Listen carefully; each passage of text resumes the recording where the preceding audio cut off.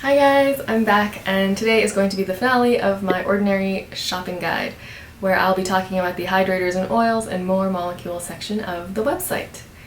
If you haven't yet, you should go check out part 1 of this series where I talk about the vitamins and retinoids, and part 2 where I talk about the direct acid. So I will link them down in the description box below and also put them in the little I doohickey up there somewhere.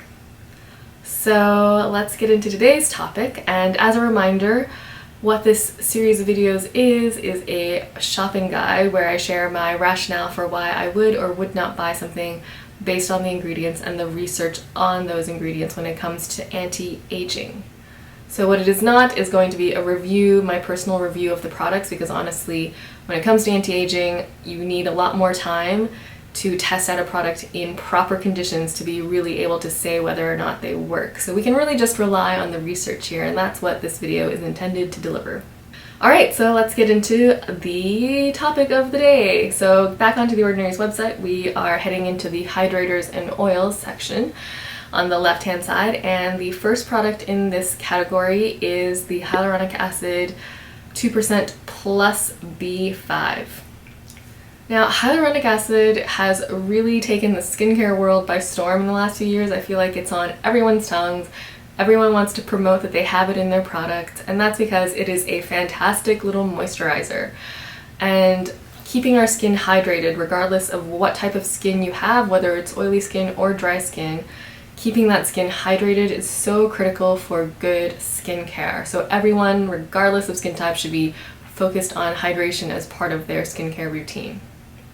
And hyaluronic acid is great for this because this molecule can hold 1,000 times its own weight in water, so it's quite awesome at attracting water, and it's also present in our bodies naturally. So hyaluronic acid in and of itself is actually not something that's used specifically for anti-aging. It's not going to reverse the signs of aging. What it can do is temporarily kind of reduce the look of fine lines and wrinkles because the molecule is attracting water and therefore plumping out your skin. But that's about the extent of it. So it's not something like Retin A that is actually boosting collagen in our skin, but it is necessary to keep our skin hydrated. So when you're looking for hyaluronic acid, in most cases on the ingredients list, this is actually shown as sodium hyaluronate or some other names, just FYI. So, if you don't see hyaluronic acid specifically on your product's ingredients list, don't worry, it's probably still there. Just look for some of the other names. So what do I think about this particular formula from The Ordinary? Well, in this formulation, they talk about how they have different weights of the molecules such that some are able to penetrate deeper into your skin, whereas others are staying more surface because they're too big to get kind of absorbed into your skin. I mean, honestly, this is kind of, I don't know, to me it's kind of a bit of a marketing gimmick. I'm sure in some respects it is true, but again, because this isn't necessarily a molecule that's designed to reverse the signs of aging, it's just a temporary fix to maintain hydration. So for me, I think whether or not it's topical or it's absorbed deeply into our skin is actually not a huge deal for me. I'm perfectly happy with most formulations of anything with hyaluronic acid just because it does do such a great job of providing surface moisture, which is really what I'm looking for a lot of the times.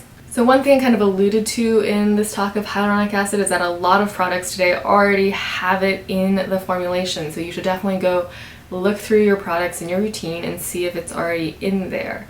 The only reason to get this kind of on its own is if you just really purely want to focus on hydration and you just want something that can really just target that particular aspect of your routine. Then I would say go ahead and get this. It also has a nice kicker of vitamin B5, so that's always nice. But as far as having this, adding this to your existing extensive routine, I would say that's a firm pass. I personally will be passing on this because plenty of my products already have hyaluronic acid in it.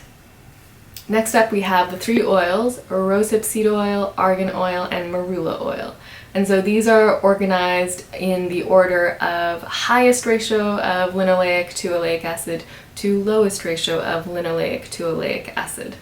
For those of us with oilier or acne-prone skin, what we want to look for is a oil that has a high ratio of linoleic to oleic acid, and so that's really rosehip seed oil. This is a product that I actually already have from The Ordinary and I have loved it. It is a very, very nice quality oil and it's absorbed super quickly into the skin.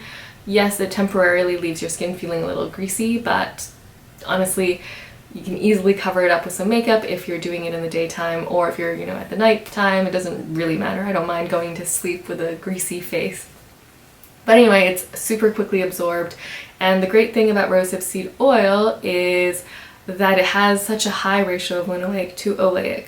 So studies have actually shown that those with acne-prone skin have an imbalance in their skin naturally, where they're kind of low on linoleic acid. And so a product like rosehip seed oil is really able to kind of combat that imbalance and bring balance back, which is always a good thing for skincare. The other benefits of rosehip seed oil is that it is actually a natural vitamin A. So as you recall, retin A, retinoids, retinol, all those things are derivatives of vitamin A, and this is a naturally occurring version of it. And it's also been shown in studies to actually reduce hyperpigmentation skin. So it has kind of multifold purpose. So next up is argan oil, and argan oil, it has a more 1-to-1 ratio of linoleic to oleic acid. So it's good for people with kind of normal skin, I guess, if you can ever consider yourself having normal skin. I mean, it really is a very rich oil and something that a lot of people have loved in the recent years, particularly with the popularity of the Josie Maran products. If you have oilier skin, I would say skip this maybe for application directly onto your face, but it could still be great for use on the body and also a great oil for hair. All that being said, next up is the Marula oil, which I think, especially if you have drier skin, the Marula oil is really the one that you want. Marula oil has the lowest ratio of linoleic to oleic, so that means it has more oleic acid than linoleic acid. So again, for me, I personally would not use this on my face given my own skin type, but I absolutely love Marula oils for hair and body, and especially just rubbing it into the ends of my hair. I think it's so great. I'm dying for this product to come back online in The Ordinary website so that I can snatch a bottle of it up, because the price is so good on this product compared to the more commonly known one that's available from Drunk Elephant. So yeah, I definitely love the rosehip seed, as I said. I would also get this Marula oil once it's back in stock so I can use it for my hair and body. For me personally, I will be skipping the argan oil just because I don't need all those oils.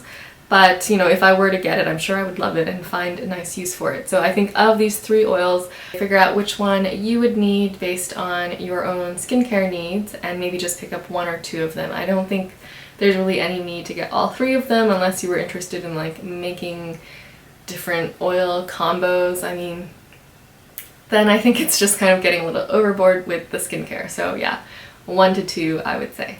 I'm going to go ahead and skip the primers because, like I said, this is really going to be focusing on the skincare, so I don't know, I'm sure the primers are great. I haven't tried them myself. It seems like they've been getting good reviews, so I will leave you to figure out whether or not you want to get a primer.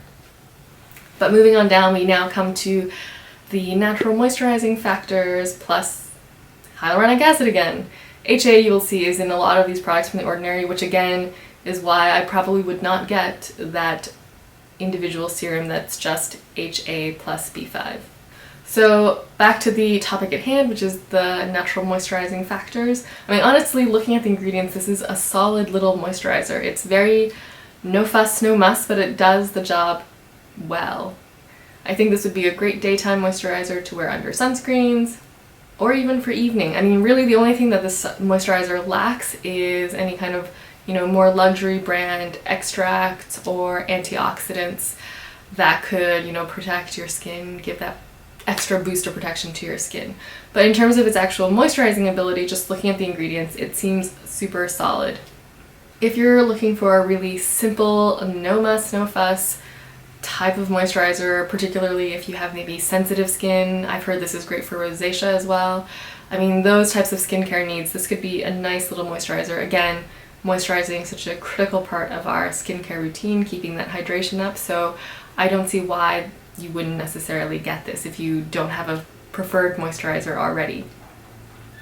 For me, I have plenty of moisturizers that I'm using up, so I'm not going to be personally getting this. And my only other gripe with this product is that it comes in just this tiny little tube. And for something like moisturizer where you're bound to be using a ton of it, I would prefer something that came in a pump or, you know, a larger bottle in a pump. So my only gripe is just the size of this. I think I would go through this like hotcakes. So I, again, will pass because I have other things that I like to use. Next up on the list is the last one of the hydrators and oil section, and that is 100% plant-derived squalane. This has been an ingredient that's really been popular in several brands like Kiehl's. It's not technically an oil, but it behaves like one and is naturally occurring in our sebum. The literature on this is that it's an excellent moisturizer and is quickly absorbed into our skin. All that being said, there's nothing that would suggest that this particular, oil outperforms the other oils mentioned previously, the rosehip seed, argan, or marula. So, like what I said earlier about the other oils, whether or not you buy this particular product is really up to you if you want to incorporate it to make your own little oil squalane emulsion mixture. But there's no need, in my opinion, to add just a lot of different products into your skincare routine. So as for me, I would personally skip this because I have other things that are already providing me the hydration that I'm looking for. But if I were in the future looking to kind of make my own concoctions, I would not rule this out completely because, like I said, it's a very popular moisturizing ingredient. And there's a reason why a lot of people like the Kiehl's products. I mean, I personally am a huge fan of the Kiehl's kind of very basic Ultra Facial Cream. Finally, we're down to the last section of The Ordinary's website, and that is more molecules. First up here is the Matrixyl 10% plus, surprise surprise, another hyaluronic acid product. Now when it comes to Matrixyl, it has several different variants such as Matrixyl Synth 6 or Matrixyl 3000. And I tried doing some research on the chemical names for Matrixyl, one of which is palmitoyl tripeptide, but I really wasn't able to find too much on here in terms of what it can do for anti-aging. The science is such that, these matrixyls are little short peptide chains, and combined together they form amino acids, which are the building blocks of protein, if you recall from Bio 101. And again, I just couldn't find too much on it. There was really only one study from the University of Reading that showed that it had the effects of boosting collagen as was desired. So since there's only really one study, I personally think I would skip on buying this product. I'll wait until there's more science and literature out there. If you guys have stuff to share, definitely let me know down in the comments below. But for me, I will pass on this. Also, if you are interested in Matrixyl, it's actually in a different product here, and that's the buffet that we'll talk about momentarily. Okay, moving right along, we are now at the alpha arbutin 2%. Now, alpha arbutin is kind of like a safer form of hydroquinone. In fact, once it's applied to our skin actually does its magic and converts it into hydroquinone, which is the kind of much famed champion of hyperpigmentation. However, it does have its risks. So having something like alpha arbutin that's supposed to be a safer form of hydroquinone is, something that we should be happy for. So now that you've had the kind of marketing jargon, in terms of its efficacy, the research I was able to find has shown kind of mixed results for alpha arbutin when used in a 5% concentration. And now this one from The Ordinary's is only 2%, so it's a little less strong. So personally, I would skip it because, like I said, the research is kind of mixed, and even for me personally, like using hydroquinone has not been necessarily the most effective thing, so I am now dealing with hyperpigmentation mostly by A, preventing it with the use of sunscreen, and B, with kind of just slow burn using my retinoid products and niacinamide and vitamin C, etc. So all of those other things in my skincare routine already, they have kind of the slow effect of turning over skin cells, and hopefully it will rid me of my hyperpigmentation, even if super slowly. But as far as this one, I will skip. Alright, next up is Buffet. So this product has a ton of the Matrixyls that I talked about earlier with the Matrixyl 10% plus HA, and It's one of the few products on The Ordinary's website that's actually got a bunch of different things loaded in it. And impressively, these key ingredients actually comprise 25% of the total mixture, which is, you know, really a really great concentration of kind of the actives in this particular formula. Like I said with Matrixyl earlier, this is not something that I would necessarily run out and get due to the lack of concrete evidence for it, but this particular serum is probably better formulated than 90% of the products out there, given how much goodies stuff is in here. So if you are looking for just kind of a lightweight serum, which can also even act as a moisturizer, this could be a nice product to get. This is something that I would use kind of in the mornings, like after doing a light dose of vitamin C, and just have it as a lightweight moisturizer, or maybe layered under a heavier moisturizer if I need the extra boost of hydration. So I do like this product, and if you are interested in Matrixyl, I would say skip the Matrixyl 10% and opt instead for this guy. Okay, next we have the Caffeine 5% plus EGCG. Now we all know what caffeine is, and EGCG is actually found in green tea. So on The Ordinary's website, it claims that there are independent studies showing that the combo of caffeine and EGCG has the benefit of reducing the kind of puffiness under your eye. But huge caveats here is it doesn't reduce any kind of puffiness that's caused by fat deposits just naturally occurring there for you, or by thinner skin that would therefore show the blood vessels underneath and give you kind of dark circles. So this product is only good for those of us who maybe occasionally have temporarily puffy eyes.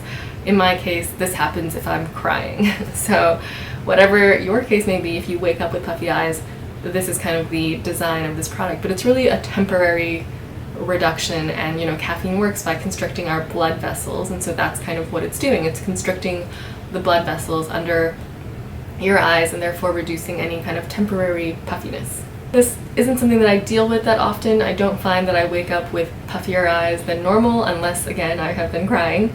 So I personally would not get this product. Also, I did read on Beautypedia, the Paula's Choice kind of thesaurus dictionary website, that, you know, having this high concentration of caffeine around your eyes could be damaging, or at least you could be sensitive to it. So I personally don't have need for it, and I'm not going to get it. Whether or not you decide this is something you need because of your own eyes and maybe they're just extraordinarily puffy on some days, that could be something to consider, but I would say pass on this. Okay, we're almost done, you guys. Last up is the Argireline 10% solution. So Argireline has been around a while, and it's basically like Botox. In fact, it's often called Botox in a jar. So what it does is very similar to Botox, where it basically paralyzes your muscles. But because it's absorbed topically with these topical creams, it's obviously nowhere near as effective as Botox, which is injected directly into the muscles. So through long-term use, this has shown to reduce fine lines, and that makes sense because, like Botox, it's causing mild paralysis of muscles creating those lines. As for me personally, I think this is a skip because I don't really personally find myself needing something like this. If I needed Botox down the line, I will just go ahead and get Botox, but as far as these like cosmeceutical solutions, I think I will just skip on this one. However, if you are really young and maybe are finding yourself making kind of scowly faces just randomly, you might consider getting this to just reduce that if you don't want to go full on with the whole Botox yet. Okay guys, we are finally done. Thank goodness, that took forever, so I'm just going to give you a quick summary of everything we talked about. First, with the hyaluronic acid, I would go ahead and skip this because I don't see the need to get a dedicated hyaluronic acid product when so many other things, particularly already on The Ordinary's website, already have HA in it. So I think this is a skip. Next, coming to the three types of oils, the rosehip seed, argan, and marula, what you get really depends on your skin type. So rosehip seed for those with oilier or acne-prone skin, argan for normal to dry skin, and then marula for those with dry skin. And you can also get argan or marula oil for your hair, so definitely give those oils a try if you are curious about them. I will go ahead and skip the primers and talk about the natural moisturizing factors, which is a great little simple moisturizer, so would recommend if you are in the market for a very simple moisturizer. I personally am going to skip this because I want something that's in a bigger package, and this is just so tiny, but it would be great, you know, especially if you're trying to load up your travel bag, for example. Next is the squalane. So as mentioned with the oils, whether or not you get squalane would only be if you wanted to have an extra moisturizing boost in your routine, which I think I would skip. I just don't think it's necessary because everything I have already provides the moisturization that I need. So this is a skip for me.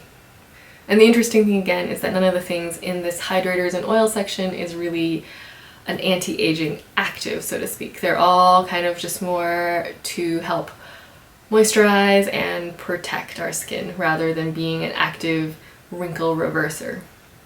So how many of them you need and which ones you need is really up to you and your skin type and personal preferences. Down to the more molecules, the Matrixyl plus HA I will skip because if you're looking for Matrixyl, you should get the buffet. Next, the alpha arbutin 2%. This is a skip for me because, as I mentioned, hydroquinone didn't really do much for me, so definitely alpha arbutin probably would not perform. In addition to that, the research has been mixed on this, so a double negative means skip for me. When it comes to buffet, I think if you're looking for a really lightweight moisturizer, this could be a really good one actually. It has some nice moisturizing ingredients, and it has those Matrixyls that we talked about briefly before. So if you're curious about Matrixyl and want a little lightweight serum moisturizer, this could be a good one to get. I am considering getting this in my next Ordinary haul. Caffeine Solution 5% plus EGCG.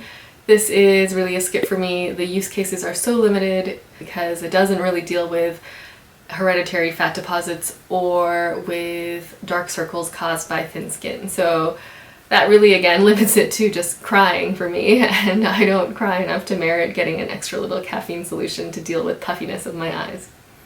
And it's also just so temporary, I can deal with it. This is a pass.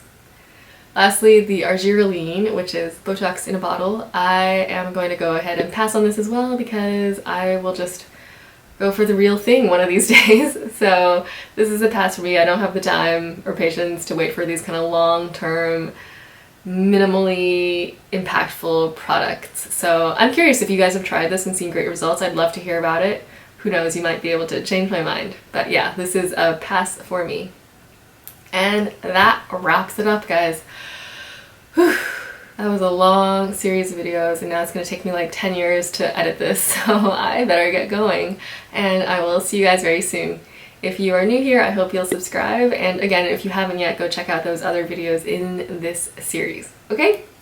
Bye!